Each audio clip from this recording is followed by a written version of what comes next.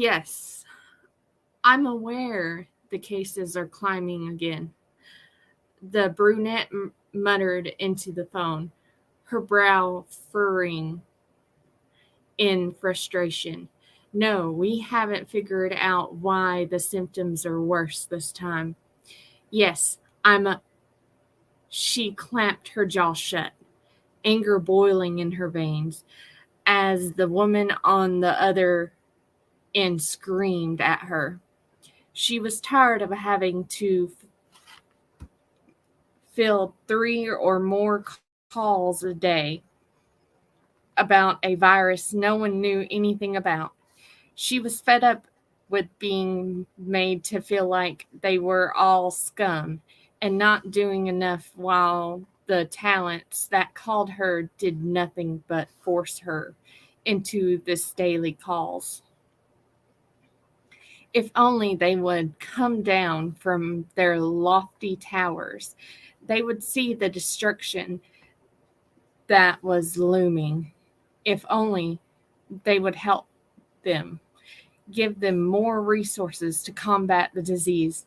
Yes, Madame Strumpfiggery, if we learn of anything new about the virus, you'll be the first to know. Yes, all right, goodbye. Having a heavy sigh, she leaned back in her chair after hanging up the phone, running her hands over her face. When had things gone so terribly wrong? When they jumped through the portal, most of the refugees had lost their magic. 2 sorcerers and all the bards and barderesses had managed to maintain theirs.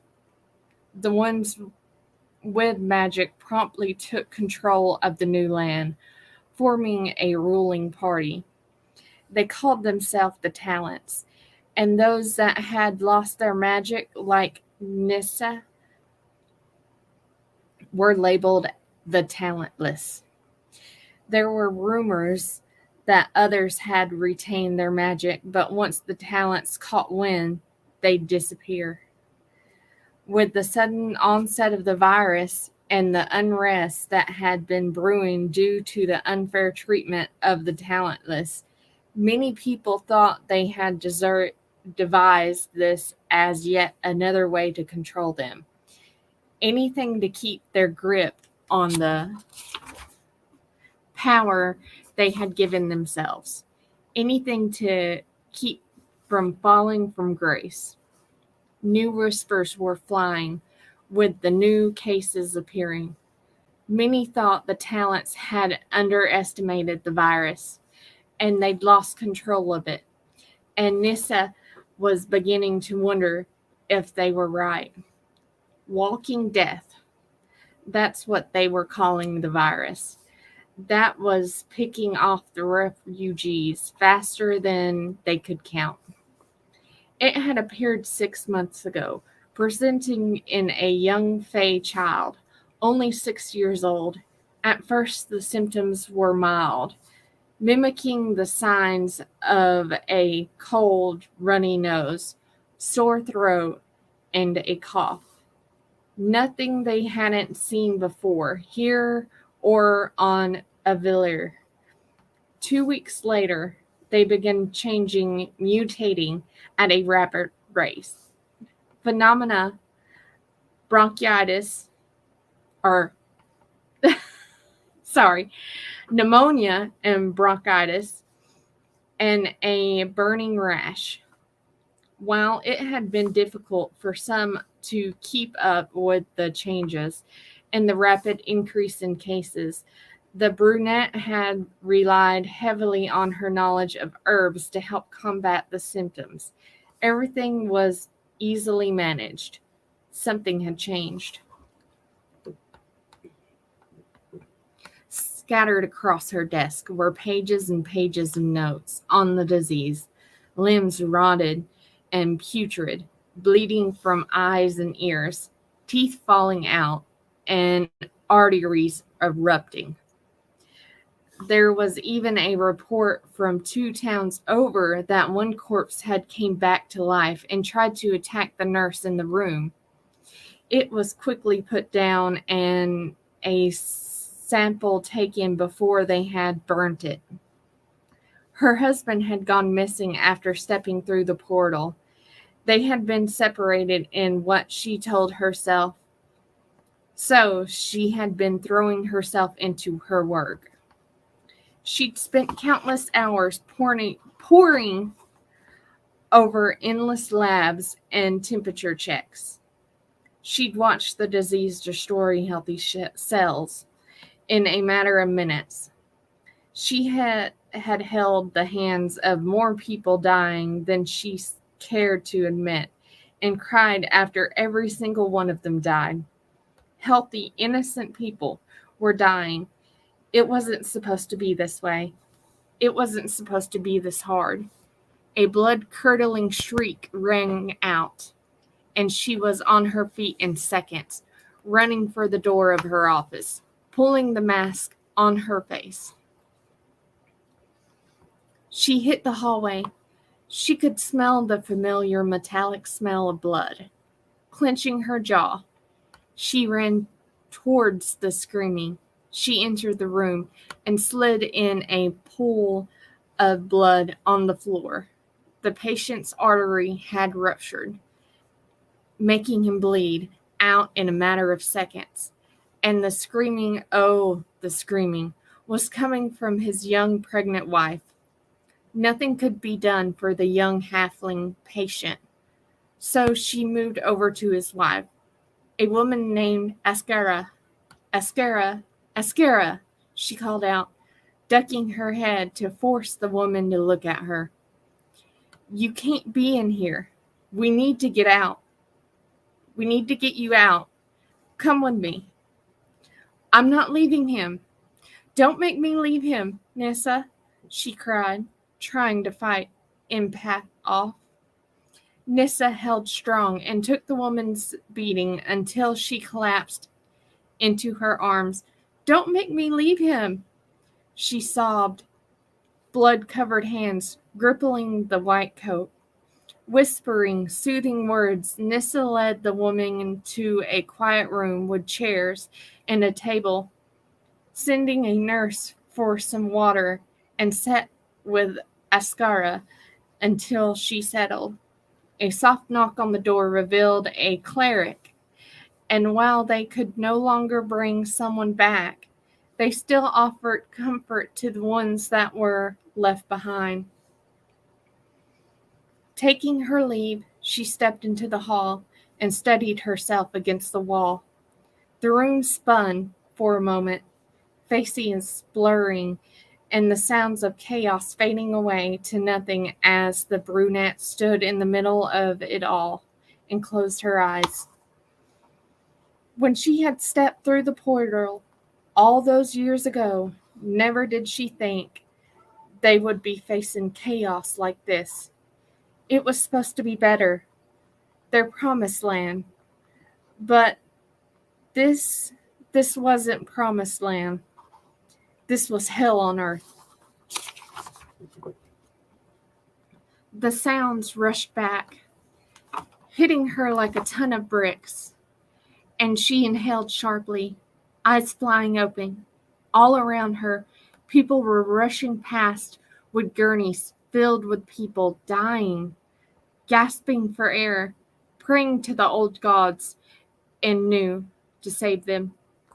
But the old gods had no power here, and honestly, the new gods didn't seem to have a handle on anything either.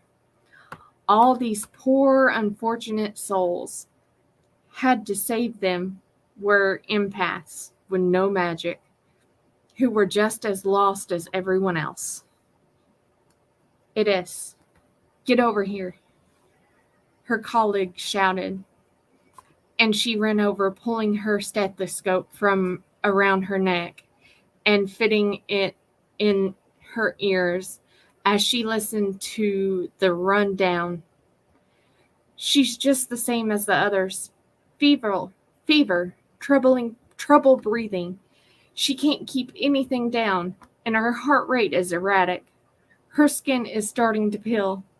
Nissa, met Effie's gaze across the patient between them. They were out of ventilators. Not 24 hours ago, Effie and she had spoken about this exact scenario. They both say it, if things didn't start improving, they were going to have to start deciding who lived and who died. Less than 24 hours later, they were living it. Who is she? Tell me about her, Nissa asked, gently pushing on the patient's chest, watching closely for changes. Her name is Asana, 25, human originally from Bontra. Effie paused before meeting Sia's gaze. She has 2 kids at home.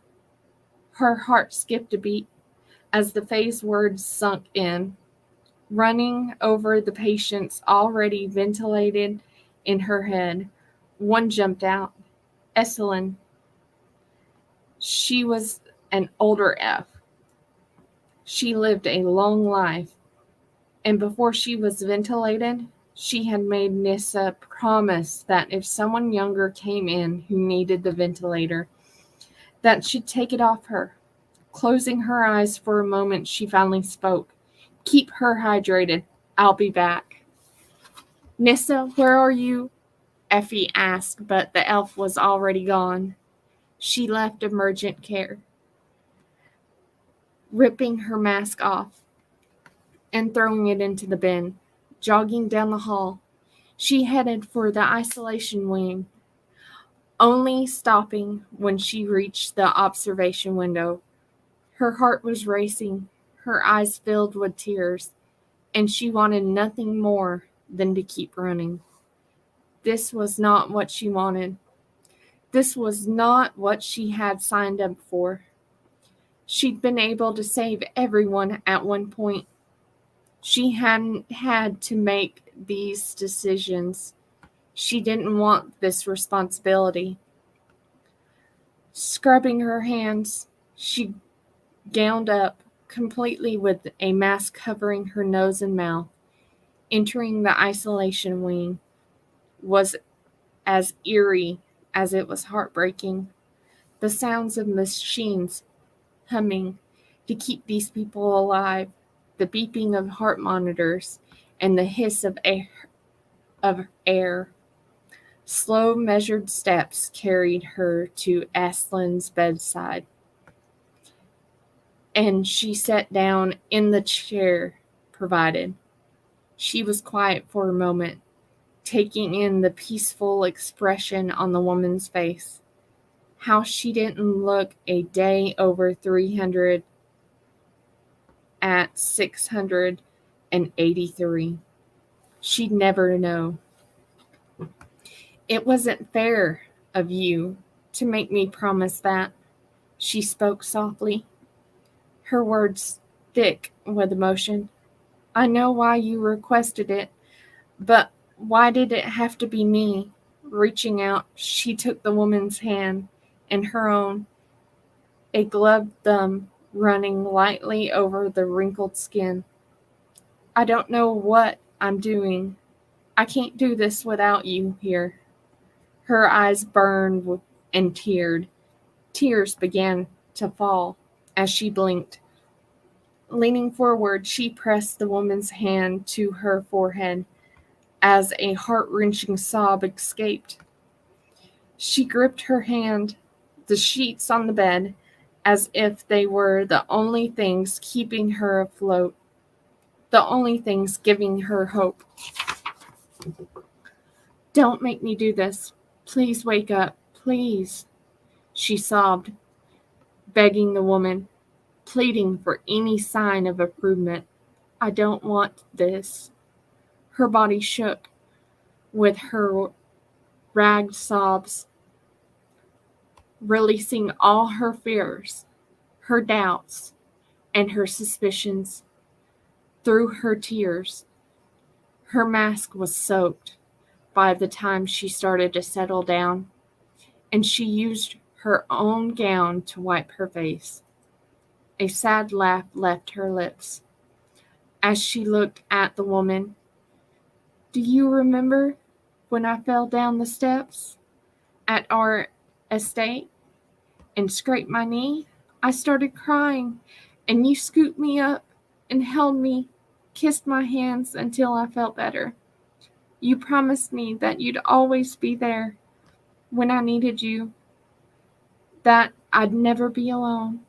She paused for a moment to maintain her composure, to swallow down her emotions. I don't want to be alone, grandmother. Letting out a shaky breath, she rose to her feet and smoothed the woman's hair. Leaning down, she pressed her cheek to the older woman's and breathed in her scent one last time. She pressed a masked kiss to her forehead and let another tear roll down her face. The tears continued falling as she turned to the machines and slowly, one by one, turned them off. The silence was defining, and she stayed by her grandmother's side until she drew her last breath and her heart stopped. She hurried back to prep the room and stripped all of her gear off, slamming them into the garbage can before kicking the metal container. It took her a moment more to regain her composure, and once she did, she stepped into the hall. Effie, bless her heart, nearly walked into her, and she gasped softly. There you are. Are you all right? Have you decided? Effie was cut off as Nissan pushed her past her. Give her Eslin's. Blinking in surprise, Effie called after her friend. Eslin's? Are you sure? But Nissan didn't answer. Effie would have her answer as soon as she walked into the isolation room. The sounds of the machines, the shouting of voices, it was all too much. She had been dealing with every single day since this started. She couldn't anymore. Jogging to the exit, stopping only when she reached outside, her emotions finally came to a head. A sour taste hit her mouth, and she had just enough time to reach the garbage can before everything in her stomach came up. And Aviller, they could help everyone. They could save everyone. She didn't sign up for playing God. She didn't want this burden. A frustrated scream left her lips as she sank to the ground, back pressed against the brick wall. Slender fingers covered her face as tears began to fall. So much had happened in so little time. Losing her husband, the virus, running rapid, losing the control she'd had over her life. And now her grandmother was gone. But her husband was out there somewhere. She knew he was, but she didn't know where. She didn't know if he was okay. She didn't know anything. The only thing she knew for sure was that if Azra hadn't already had her soul, he would have it by the end of this.